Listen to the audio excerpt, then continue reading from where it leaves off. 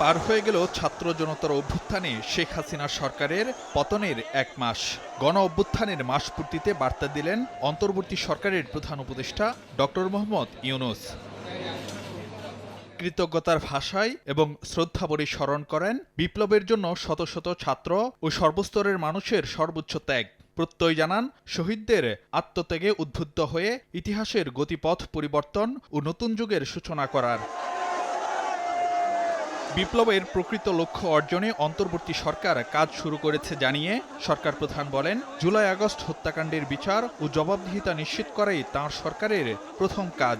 স্বাধীন নিরপেক্ষ তদন্ত পরিচালনার জন্য সরকারের আমন্ত্রণে জাতিসংঘের মানবাধিকার দফতরের কাজ শুরু করার কথাও তুলে ধরেন ডক্টর ইউনূস।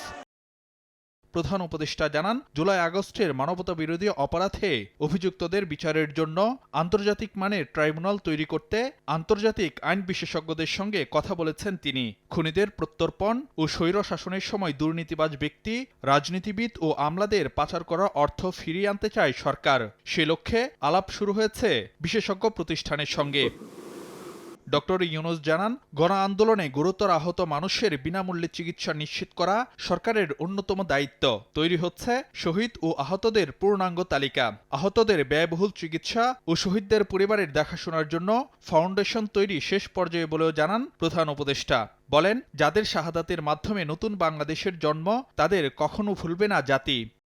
সকল শহীদ পরিবারের সদস্যদের রাজধানীতে আমন্ত্রণ জানানো হবে। কয়েকদিনের মধ্যেই তাদের সঙ্গে দেখা করবেন ডক্টর ইউনূস। একথা জানিয়ে তিনি বলেন, কখনোই শহীদদের স্বপ্নের সঙ্গে বিশ্বাসঘাতকতা করা হবে না। প্রধান উপদেষ্টা জানান, সংস্কার উদ্যোগে বিভিন্ন অংশীজনদের পাশাপাশি বিদেশি বন্ধুদের সমর্থন অভিভূত করছে তাঁর সরকারকে।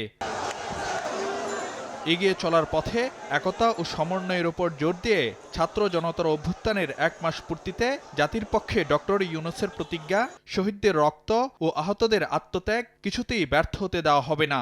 গড়ে তোলা হবে স্বপ্নের নতুন বাংলাদেশ। ফারুক ভিয়া রবিন, সময় সংবাদ, ঢাকা।